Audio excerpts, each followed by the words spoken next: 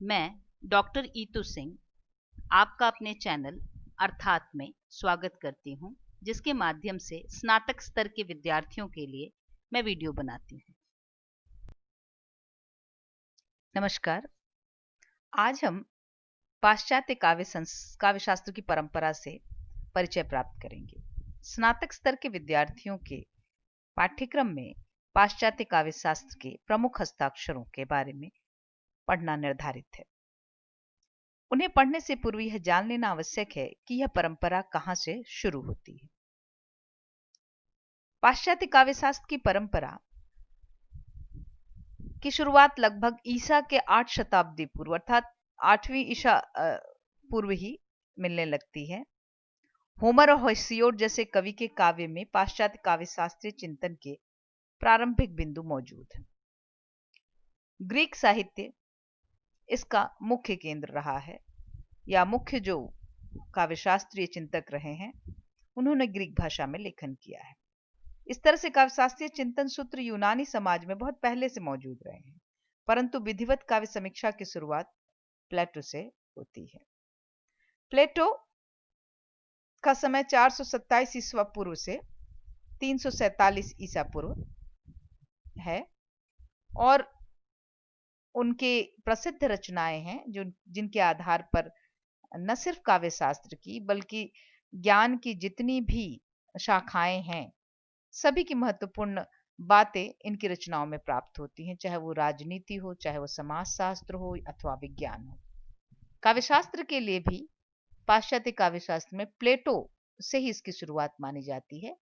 उनकी महत्वपूर्ण रचनाएं हैं गणतंत्र, जो रिपब्लिक है अंग्रेजी में, इसके अलावा लॉज, इयोन, क्रातिलुस, गॉर्गियास, फिद्रुस, फिलेबुस, विचार गोष्ठी जिसे सिंपोजियम नाम से वो प्रसिद्ध है। निश्चित रूप से इनकी प्रसिद्ध रचनाओं में गणतंत्र, इयोन और सिंपोजियम मानी जाती हैं। प्लेटो के ही शिष्य थे अरस्तु, एरिस्टोटल, जिनका समय 384 ईसा पूर्व से 322 ईसा पूर्व है, और इन्होंने भी काव्यशास्त्र की परंपरा में बहुत महत्वपूर्ण उपलब्धियां हमारे समक्ष रखी। और उनकी प्रमुख रचनाएं हैं पेरिपोएटिकेस, जिसका अंग्रेजी अनुवाद ऑन पोएटिक्स नाम से है।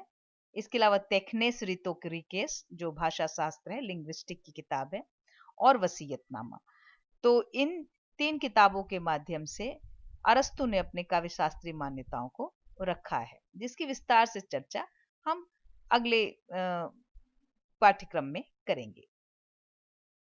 इसके बाद जो तीसरा नाम आता है, जो इनका समय ठीक ठीक पता नहीं है, वह है लॉन्जाइनस। इनकी कृति और खुद यह लेखक भी एक तरह से कह सकते हैं कि विस्मृति के गर्त में था, और इसकी प्राप्ति काफी बाद में होती है और इनका समय निर्धारित करना भी थोड़ा मुश्किल है। प्लेटो और अरस्तु के बाद ही आते हैं, प्रथम या तृतीय शताब्दी के आसपास समय माना जाता है, और इनकी कोई छवि या चित्र भी प्राप्त नहीं होते हैं। इनकी एक ही रचना प्राप्त हुई है, पेरिहुप्सुस, और इस ग्रीक पुस्तक का अंग्रेजी अनुवाद ऑन द सबलाइम नाम से हुआ। और उसके बाद एक तरह से कह सकते हैं कि उदात्त का जो सिद्धांत है या सबलाइम का जो सिद्धांत है वह विश्व प्रसिद्ध सिद्धांत बनकर उभरा। तो एक ही किताब की प्राप्ति होने के बाद यह आलोचक, यह काव्यशास्त्रीय आलोचक पूरे विश्व में प्रसिद्ध हो गए। तो तीसरा नाम लॉन्जाइनस का है। अगला नाम है विलियम वर्ड्सवर्थ का। आप सभी जानते हैं विलियम वर्ड्सवर्थ बहुत ही प्रसिद्ध कवि हैं रोमांटिसिज्म के, और काव्यशास्त्र में भी इनकी देन बहुत महत्वपूर्ण है। सन 1770 से 1850 इनका जीवन काल रहा है। इस बीच में इन्होंने काफी रचनाएं लिखी, कविताएं बहुत लिखी, लेकिन कुछ महत्वपूर्ण चीजें ऐसी लिखी जिसमें काव्यशास्त्रीय सिद्धांतों का प्रतिपादन भी इन्होंने किया है, जिसमें इनकी बहुत प्रसिद्ध किताब है लिरिकल बैलेट्स, जो कॉलरिज के साथ मिलकर इन्होंने लिखी थी, भूमिका भी।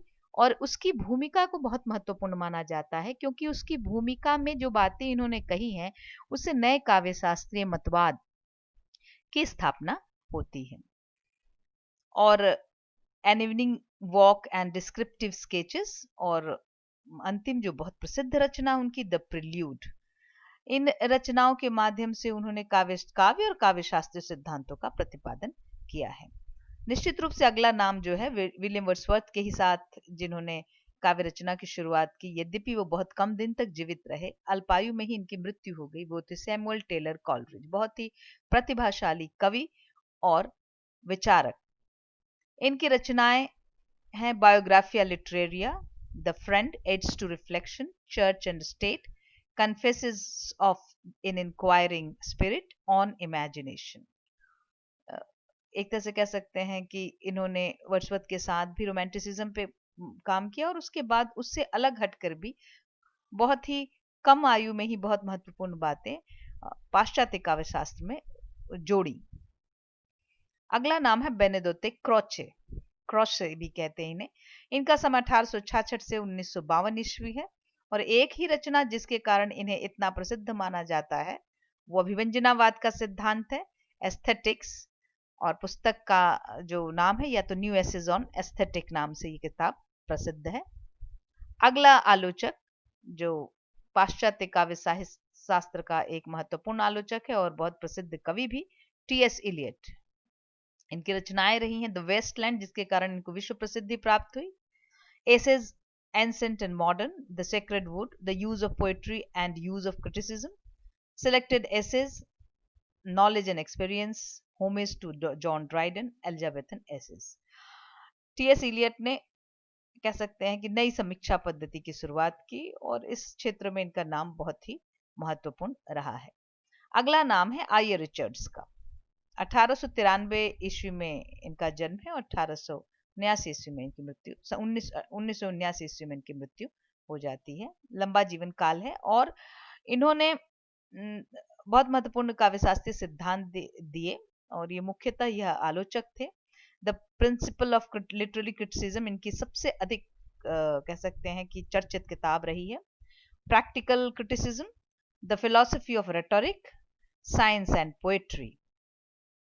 तो आई. रिचर्ड्स को कह सकते हैं कि एक महत्वपूर्ण नाम रहा है हमारे पाश्चात्य काव्यशास्त्र के क्षेत्र में। तो यह थी आपके समक्ष पाश्चात्य काव्यशास्त्र की संपूर्ण परंपरा और महत्वपूर्ण नाम। यद्यपि इसमें हम लोगों ने नई समीक्षा के महत्वपूर्ण आलोचकों और पोस्ट मॉडर्न लेखकों की चर्चा नहीं की है और उसकी चर्चा बहुत संक्षेप में हम पाठ्यक्रम के अंतर्गत ही करेंगे। धन्यवाद।